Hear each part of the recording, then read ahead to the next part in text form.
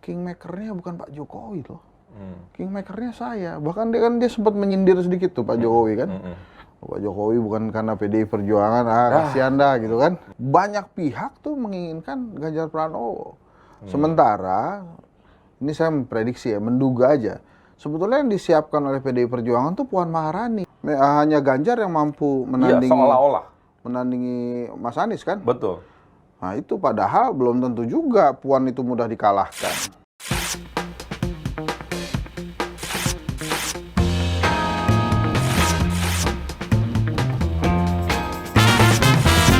Halo guys, ketemu lagi di Berisik.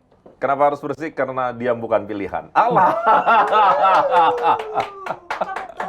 Bro Hensat, apa kabar bro? Baik, jadi kita sekarang forward baru nih. Iya, Ada selang-seling lah ya. kita tes ya, karena minggu ini tuh gue pribadi ngerasa berisik banget, gaduh banget, banyak kejadian-kejadian menarik, dan kita jadi ngulas bisa lebih panjang nih kalau cuma berdua. Ya, tadinya mau ngundang Pak Jokowi kan, tapi katanya mau Kembali. dari reshuffle.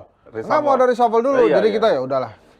Ya udah, Daripada lain kita, kali lah, lain kali ya, Pak Jokowi daripada kesini kita ya. ngundang pasti nggak bisa datang kan.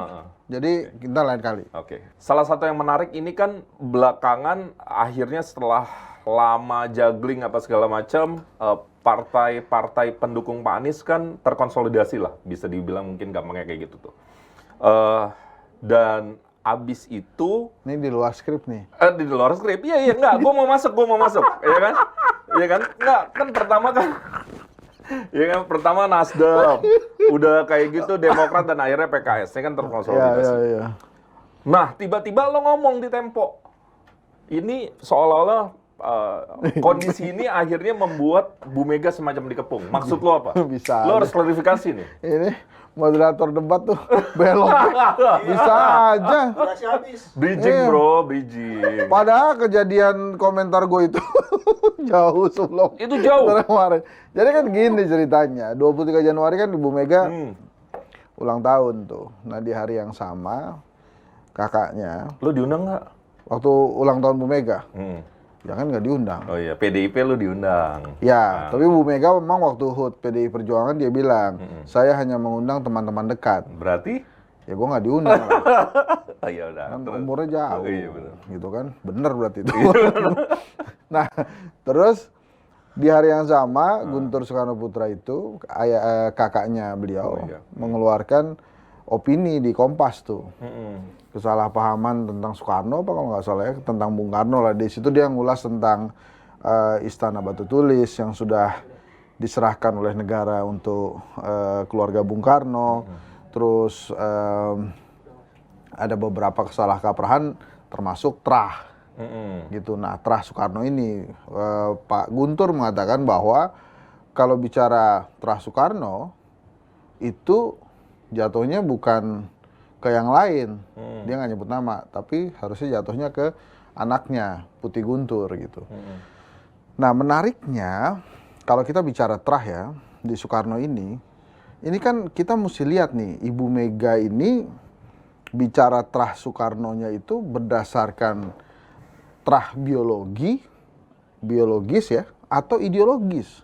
Oke. Gitu. Nah, kalau kita bicara terah ideologis, Bu Mega berarti bicara tentang terah di PDI Perjuangan. Nanti kita bicara Soekarno sedikit ya. Bu Mega itu ya, kan ajaran Soekarno ini kan banyak nih, di mana-mana. Setiap orang bisa baca bukunya tuh. Iya. Tapi yang berhasil menggunakan ajaran Soekarno untuk memperbesar partai politik itu Megawati Soekarno Putri. Nah, itu terbukti ya. Ya, Jadi bahkan perjuangan sampai sekarang. ini agak berbeda perjuangannya dengan Bung Karno. Bung Karno itu perjuangannya revolusi. Bahkan dia sempat menutup atau mengubur partai-partai politik karena dianggap ini ngerecokin ide-idenya dia. Nah, anaknya Megawati Soekarno Putri justru berjuang saat ini lewat partai politik. Dia membesarkan PDI Perjuangan. Nah, dengan ajaran Soekarno, jadi Bu Megawati Soekarno Putri itu memberikan tubuh atas ajaran Soekarno dalam sebuah partai yang namanya PDI Perjuangan. Oke. Disitulah ajaran Bung Karno itu digunakan untuk memperbesar Republik Indonesia. gitu. Pantes Nah, diundang kemarin ke PDI Perjuangan. Lu jago juga bro ternyata. nah bro. makanya kalau iya. kita bicara trah secara ideologis, Oke. Puan Maharani jatuhnya. Kalau trah biologis Masuk. mungkin bisa jadi Bu Putih. Nah, kenapa gue bilang seolah-olah ini Mega semuanya dikepung? Mm-mm. Karena Bu Mega kelihatannya sendirian betul nih. Mm-mm. Karena dia kan belum memutuskan Mm-mm. mana apakah akan milih Ganjar atau memilih Puan. Bahkan waktu di HUT itu kan seolah-olah tuh dia ingin menyampaikan, kingmaker-nya bukan Pak Jokowi loh. Kingmaker-nya saya. Bahkan dia sempat menyindir sedikit tuh Pak Jokowi kan. Pak Jokowi bukan karena PDI Perjuangan, kasihan dah gitu kan.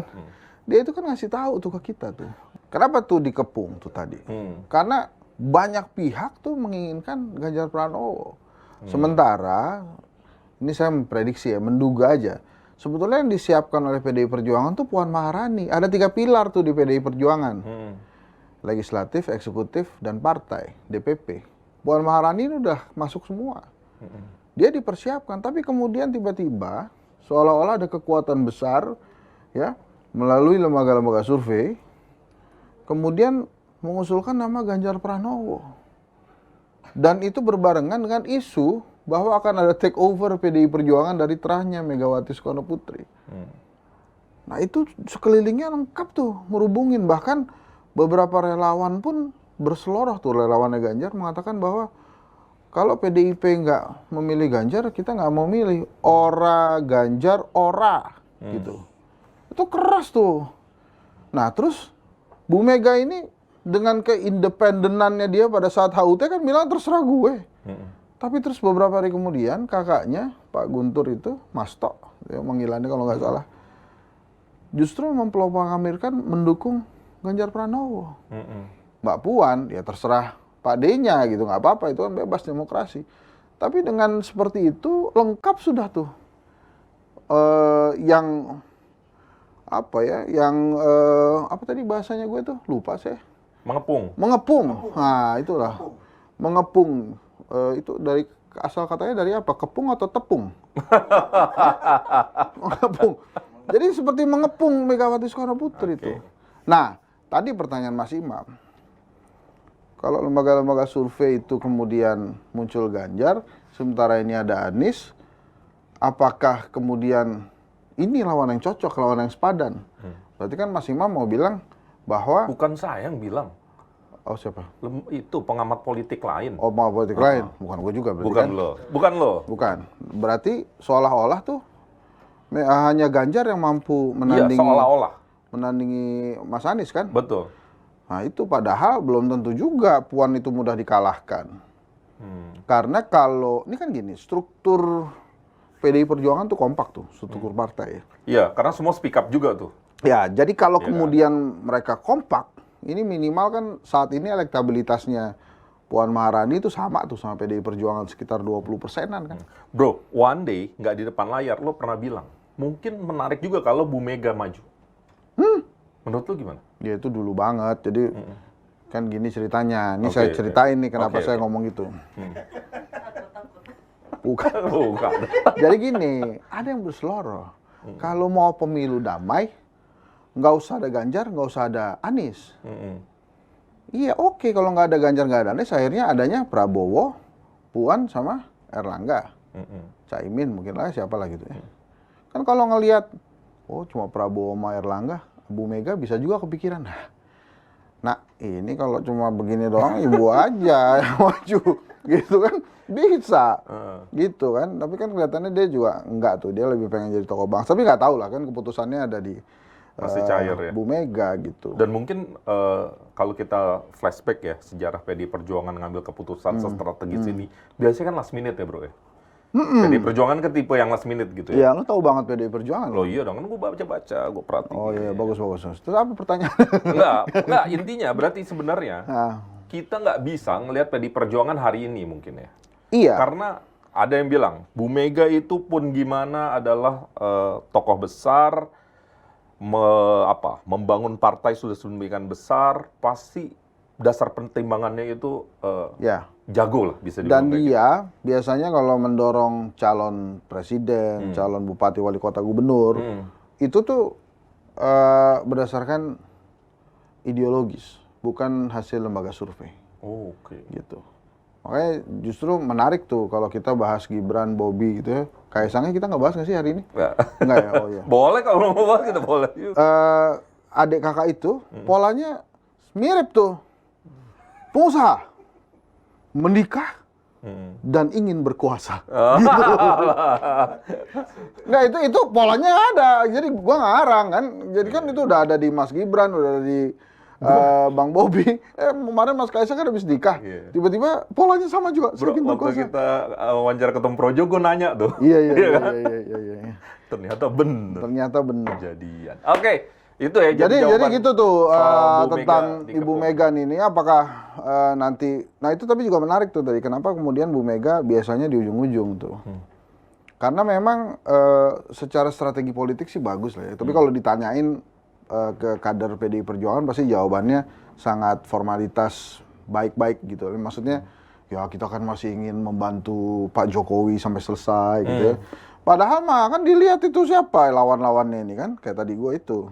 Bu Mega kan juga ngintip-ngintip juga nih lawannya siapa nih kira-kira kalau begini doang sih. Nah pertanyaannya sekarang kan itu kalau misalnya Mbak Puan ya.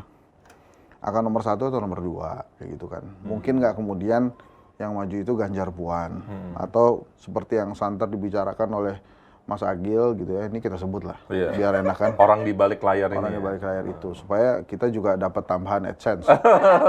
Bisa. Itu Masuk itu barang. apa namanya?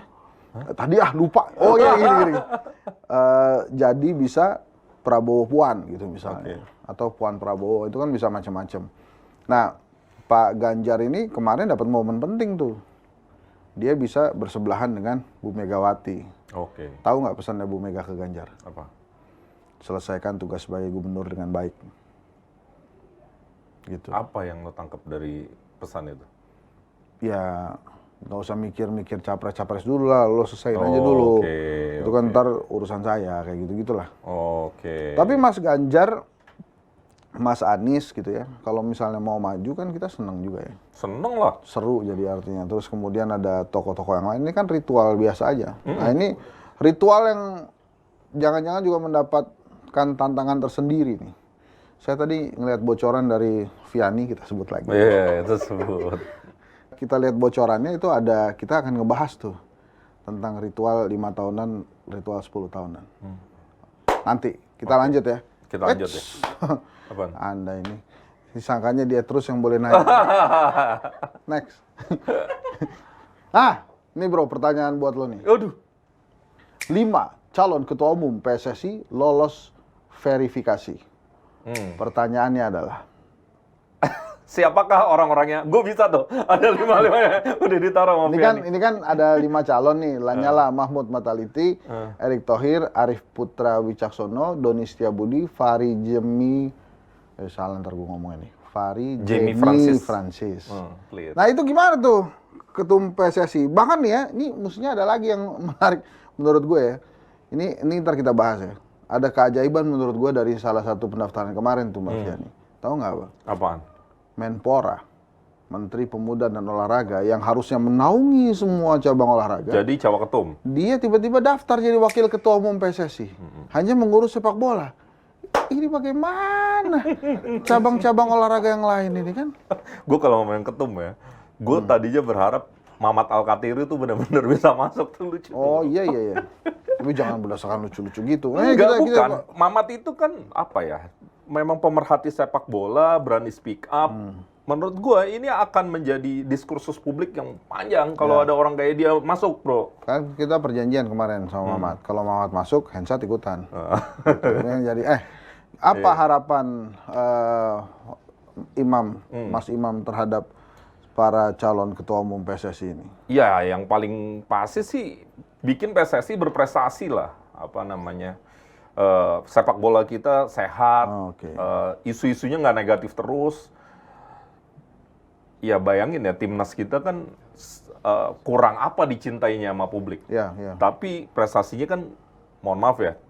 Nggak usah mohon maaf, memang kalahan udah gitu aja. Nah itu yang, ya harapan paling mendasarnya itu bro. Pengennya kita ketemu ketum yang benar-benar bisa kerja. Nah, kalau bahasa lo, ketum nggak boleh paruh waktu tuh. Nggak boleh nyambi. Gue nggak boleh nyambi. Gue sebenarnya setuju, walaupun kadang-kadang jangan-jangan utopis, bro. Itu mimpi aja gitu. Ya, Apalagi dengan teman-teman, 5 orang ini. ini kemana ini? Ini ya, pemirsa, ini loh Apaan? memang kita udah pembagian kalau bahasa-bahasa susah tuh masih banyak. Biar kelihatan pinter aja, bro. Kalau lo kan dokter. Canggih loh, canggih. Kalau lo kan dokter. Gue tambahin ya, harapannya buat PSSI itu jangan ada lagi korban jiwa lah.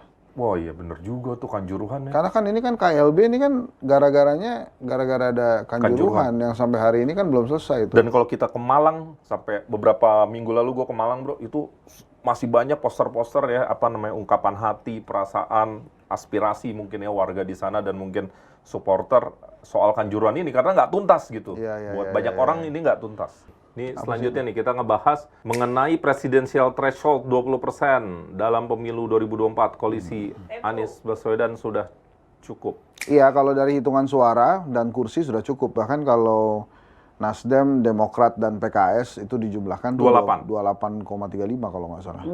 Jadi memang besar sekali. Apakah itu kemudian sudah selesai? Belum, ini panjang masih.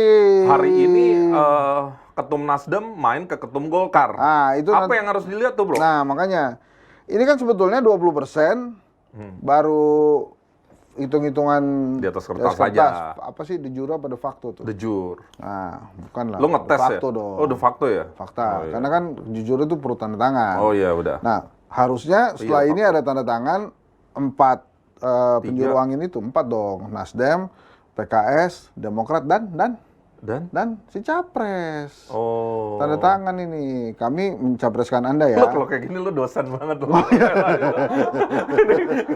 Dosen banget. Iya, maaf. Satu lagi Anies Baswedan.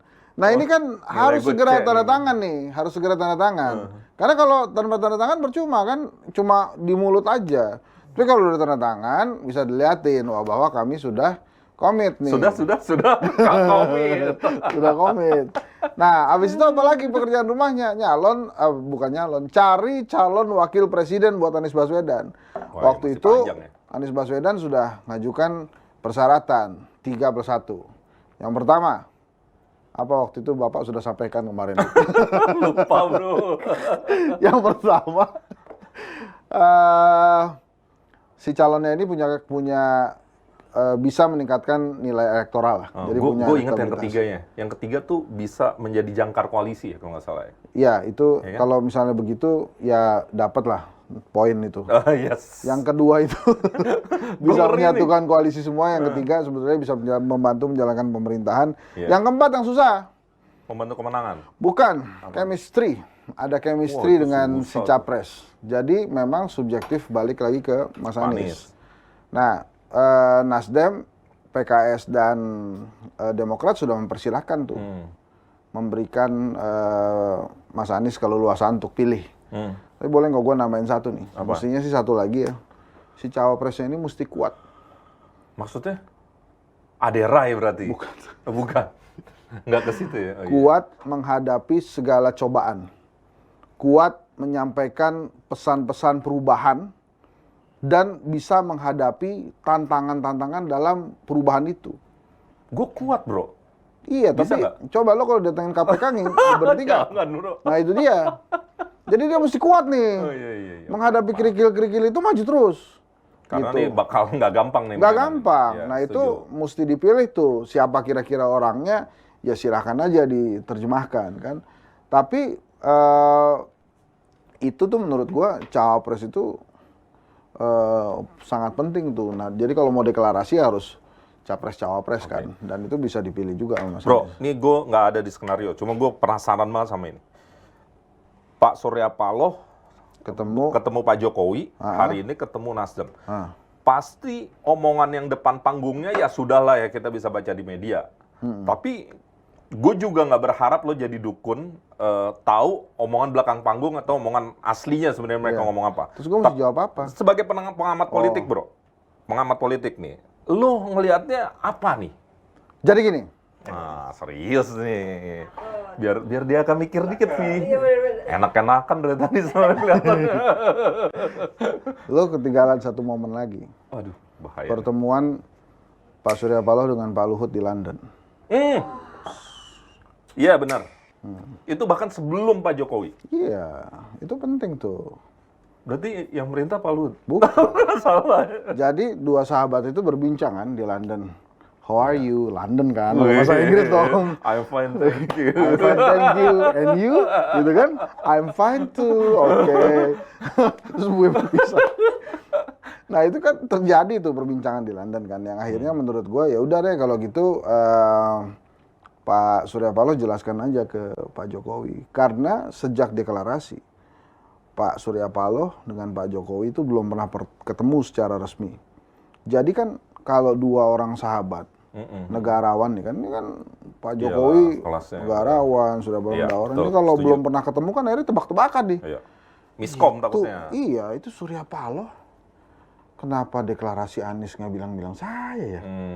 Kan kalau bilang-bilang saya bisa nitip apalah, ngobrol apa, menyampaikan apalah ke Mas Anies gitu. Sementara Surya Paloh, kok Pak Jokowi kayak marah ya ke saya? Padahal ini kan cuma ritual 5 tahunan. Dan kita kan Ritual sahabat 10 kalau bahasanya tahunan. Pak Iya, Surya Paloh sahabat gitu, sudah sejak lama gitu kan. Nah ini kemarin akhirnya diluruskan. Oke. Nah, apakah kemudian Pak Jokowi menyampaikan kalau bisa jangan Anies lah gitu? Atau apakah Pak Surya Paloh berhasil meyakinkan Pak Jokowi bahwa Anies is the right candidate and akan meneruskan, ini udah ke Jakarta kan nggak bisa ke bahasa Inggris lagi, dan akan meneruskan legacy baik dari Pak Jokowi gitu. Itu mungkin kejadiannya kan. Oke. Karena kemudian mereka katanya sih diantar sampai halaman tuh sama Pak Jokowi, berarti kan pulangnya juga hangat tuh, nggak marah-marahan kan. Tapi kan yang kita baca setelah itu kan manuvernya Nasdem nih, saya lebih suka bilangnya akrobat. Tiba-tiba dia ke bukan, sebelumnya ke sekretariatnya Gerindra dan PKB. Oh iya. Main ke sana, kan kita berpikir nih jangan-jangan mau pindah nih. Hari ini ketemu Golkar. Sementara pada saat PKS deklarasi kemarin nggak hadir. Katanya Pak Sugeng sedang memimpin RDP, Willy sedang bersama Mas Anies di NTB, jadi tidak bisa hadir. Tapi kan yang kita lihat ini kan, wah ini akrobatnya Nasdem bikin pusing juga nih. Tebak-tebakan terjadi pertemuan Erlangga tadi. Iya. Apakah Nasdem akan join KIB, Koalisi Indonesia Bersatu, atau Golkar yang akan join Koalisi Perubahan? Misalnya Pak Surya, saya ini kan ada koalisi, cuma nggak deklarasi. Boleh nggak saya jadi wakil presidennya Mas Anies? Anies Erlangga. Kenapa gue berkesimpulan memprediksi atau menduga hal itu bisa terjadi? Jangan-jangan salah satu pesan dari Pak Jokowi itu begitu ke SP. Ya udahlah Anies lah, tapi bisa nggak wakilnya salah satu orang saya? Gitu. Siapa Pak? Gitu. Kalau Erlangga bisa nggak? Ya coba saya ketemu Pak. Akhirnya kemarin ketemu tuh. Ini lagi-lagi pemirsa, ini gosip ya.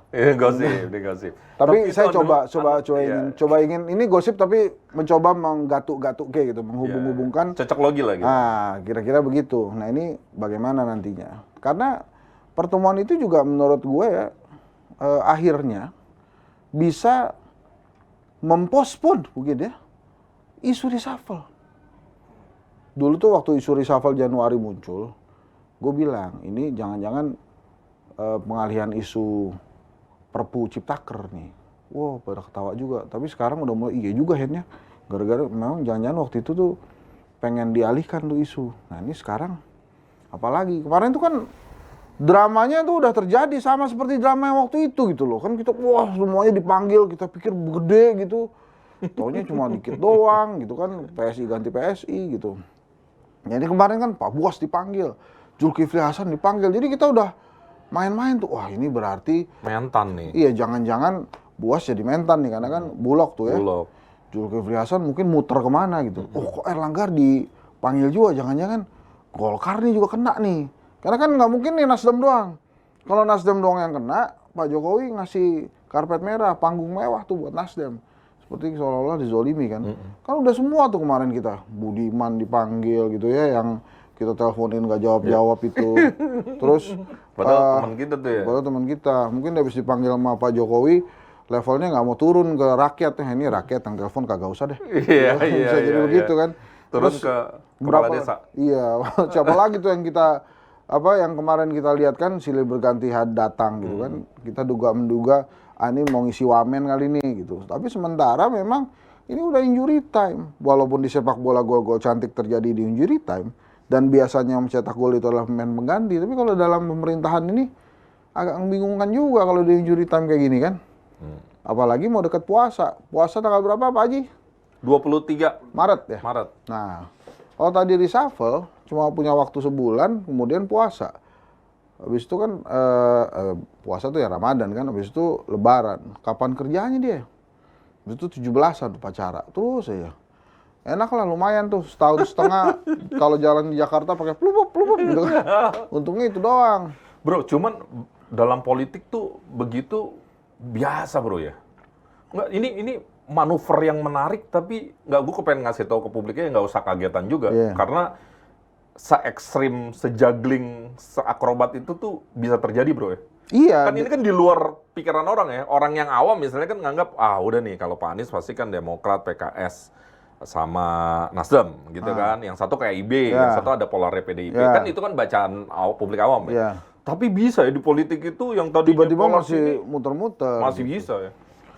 Tapi kalau jadi Nasdem kira-kira mungkin nggak dia membatalkan pencalonan Mas Anies? Ini kan udah ke daerah-daerah nih, bareng Mas Anies tuh ya, udah diumumin segala macam. Bahkan Mas Anies sudah bilang, apa partainya, siapa presidennya. Nah menurut Mas Imam, nggak usah diganti role-nya. Yang pengamat politik tuh lu di sini, bro. Gitu, tapi kan gue mau nanya sama lu.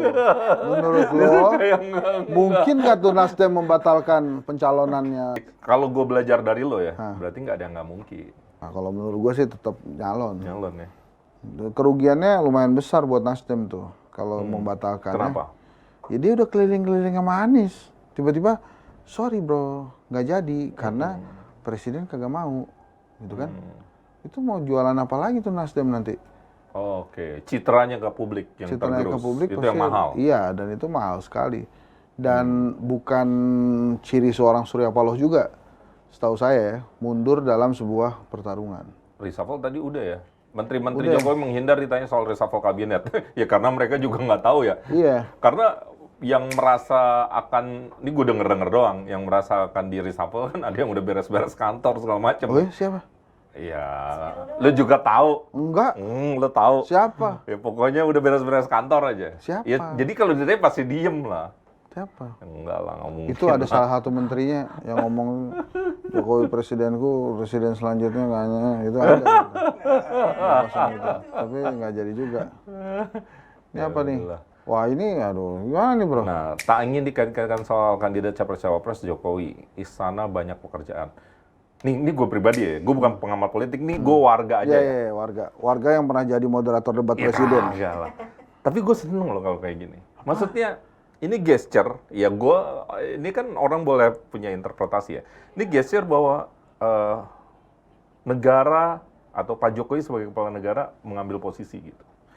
Tidak ikut-ikutan ke politik praktis. Bentar, ini gue tanya balik nih sama lo. Kenapa tiba-tiba Jokowi ngomong gitu? Presiden tiba-tiba ngomong gitu? Nggak tahu bro, gue bukan anaknya. Makanya bro. Gimana kalau ini menurut kan, gimana? Ini kan nggak mungkin. Nggak ada asal muasalnya kan. Tahu asal muasalnya apa? Enggak. Jadi sebelumnya ada Pak Sugeng Suparwoto kalau nggak salah. Nasdem kan tuh.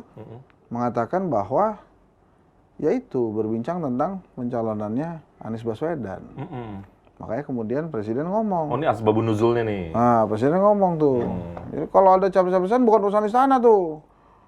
Kawan kita Budi Aristiadi tuh ikut-ikutan ngomporin. Oh iya. Kalau ada yang mau ngebatalin calonnya itu bukan urusan istana itu. Jadi semuanya ngomong tuh. Nah ini kan aneh. Tiba-tiba ada yang ngomong, tiba-tiba kenapa orang istana pada ngomong semua? Gitu kan? Kalau ngomong semua tuh jangan-jangan udah ada niat juga tuh. Gitu kan? Jadi kok tiba-tiba pada ngomongin ini semua gitu. Sementara pejabat istana itu nggak ada ngomentarin tentang permintaan 27 tahun menjabat sebagai kades tuh kan. Nah ini kan menariknya dan akhirnya kan rakyat juga ketawa-ketawa juga ngelihat ini. Apakah kita harus percaya atau kita harus nggak percaya nih? Kenapa? Karena ya isu 3 periode ada, perpanjangan masa jabatan ada. Presiden sendiri kan jadi headhunter. Spill, kode-kode, rambut putih. Mungkin saat ini, ini adalah jatahnya Pak Prabowo. Situ yang mulai. Kok sekarang ngomong? Tapi orang bisa berubah, bro. Nggak ada. Tahu sekarang punya insight. Ini waktunya saya rasa kita juga berjarak, gitu. gitu. Menurut saya juga kita harus percaya presiden. Iya kita. dong. Presiden kita ini kan negarawan. Betul. Jadi top banget ya. Kita ini kayak ada yang salah ngomong bagaimana? Enggak lah. Kok gue sih bener gue. Caimin Ingin jabatan gubernur dihapus. Oh, ini menarik nih. Pakar otonomi daerah. Pusat kuat awasi ratusan kabupaten kota. Oh, inilah dia kehebatan media online. Maksudnya apakah pemerintah pusat kuat mengawasi ratusan kabupaten kota? Tapi yang disampaikan Caimin ini menurut saya Ada logisnya. ada masuk akalnya juga. Karena sekarang kan sebagian besar dari pemegang otonomi daerah ada di tingkat 2 kan. Iya. Cuman DKI doang karena kekhususannya ada di tingkat 1. Iya. Selebihnya enggak. Ini maksudnya kita undang Caimin. Tapi ada ceritanya begini, ini tolong diklarifikasi kalau salah ya. Iya. Kalau benar dibilang benar, kalau salah tolong saya dibenerin Iya. gitu. Jadi sebelumnya kita minta maaf dulu. Jadi ceritanya begini, ini zaman almarhum Gus Dur masih ada. Oke. Ini saya juga dapat ceritanya gitu. Jadi waktu itu ada pergolakan tuh di sekitar PKB. Caimin waktu itu udah jadi ketum. Udah ketum. Terus terjadi pergolakan, lu mundur deh. Jadi diminta tuh sama pengurus-pengurus yang lain, Untuk Caimin untuk mundur Oke. sebagai ketua umum. Hmm. Ya udah, ayo kita menghadap Gus Dur. Gitu kan, Gus Dur kan ketua majelis syuro kalau nggak salah waktu itu. Gus Dur, ada apa ini kan, kira-kira gitu. Terus, Gus, ini menurut kami Caimin harus mundur dari ketum PKB. Caiminnya mana? Ada Gus di situ. Ada Caiminnya. Caiminnya oke juga tuh di situ. Kalau memang Gus Dur setuju mundur, dia mundur. Gus Dur jawabannya apa? Setuju. Oke. Saya setuju Caimin mundur dari ketua umum PKB. Semua diem kan. Gus Dur melanjutkan. Nah, sementara kepilih pemimpin baru, PLT-nya Caimin aja. Pusing nggak? Tuh Gus Dur. Canggih ya? Ini kan orang-orang pengen Caimin mundur. Tapi Ya, dibawa ke Gus Dur. Ini mesti mundur nih, kata orang-orang yang sekitar itu. Caimin oke-oke aja, terserah Gus aja, saya ikut aja. Sama Gus Dur, oke saya setuju Caimin mundur. Tapi sebelum pemimpin barunya terpilih, PLT-nya Caimin aja. Ini yang membuat lo bilang nggak bisa dipandang sebelah mata. Nggak bisa dipandang sebelah mata. Itu gimana rumusannya tuh? Caranya dia mau yakinkan Gus Dur, ya udah, setuju PLT-nya dia. Habis itu sampai sekarang dia jadi ketua umum. Ulung ya, politisi ulung ya. Dan membuat PKB sebagai partai Islam terbesar di Indonesia. Ini quote and quote citranya kan sebagai partai Islam terbesar di Indonesia. Dia di atas dibandingkan PKS, PAN, P3. P3, Umat, Gelora, PBB, Masyumi baru gitu. Paling gede. Dan caranya macam-macam. Ada Rhoma Irama mau masuk jadi calon presiden, masuk. Mahfud MD, Pak JK masuk. Habis itu Jokowi pilihnya. Ini orang oke. Terus siapapun presidennya, cawapresnya Cawapresnya Caimin. Kan ada tuh. Caimin. gitu ya. Itu canggih lah. Nah ini nih. Oh, ya udah. Momen Anies Ganjar di pernikahan Duduk Kiki satu Saputri. meja. Ini kan sebetulnya enak ya kalau kita ngelihat dari kehadiran mereka ini kan. Ada Zulhas, Bu Susi. Sebetulnya kan Kapan-kapan nggak undang masalah. Bu Susi ya? Sini Ya, ya, biar tuh rame ada ya. Pak Ganjar, Rossi gitu kan. Ini kan kalau begini kan enak ya, kita nyebutnya ada satu meja tuh, oh ini Pak Anies, oh ini Bu Ferry, ini Rossi, ada Zulkifli Hasan, terus ada siapa lagi tuh? Hensat aja. Ganjar Pranowo gitu kan. Kalau ada imam sini siapa? Apa ini? Kenapa bisa ada satu meja di situ gitu kan? Ini bagus. Nah, menurut Mas Imam ini terakhir, Ini mulai sebetulnya dibalik. ada nggak sih pembelahan nih kalau kita lihat Ganjar sama Anies itu sebenarnya ketawa-ketawa aja. Gue sih nggak mau ngejawab dari situ. Gue mau ngejawab dari statement lo lagi. Gue belajar bro dari lo bro. Jadi mungkin kita udah waktunya membiasakan diri bahwa 5 tahunan itu ritual yang biasa ya bro ya. Nggak harus pecah-pecah. Karena gue wartawan ya, kan kita sering kali ya ngelihat cerita ini. Bahkan di saat orang beranggapan wah terpecah, berbeda segala macam, di belakang layar kan beda ceritanya, Bro. Apalagi lo nih sering nih misalnya di TV One misalnya atau di mana gitu ya kan kelihatannya Sebut TV yang lain dong, gue terlalu dekat dengan TV itu. atau TV mana lah Enggak, terserah sebut lo TV lain. Cuma. Metro segala macam misalnya lo berdebat gitu ya. Itu nggak Kan disebut alma mater, nggak disebut.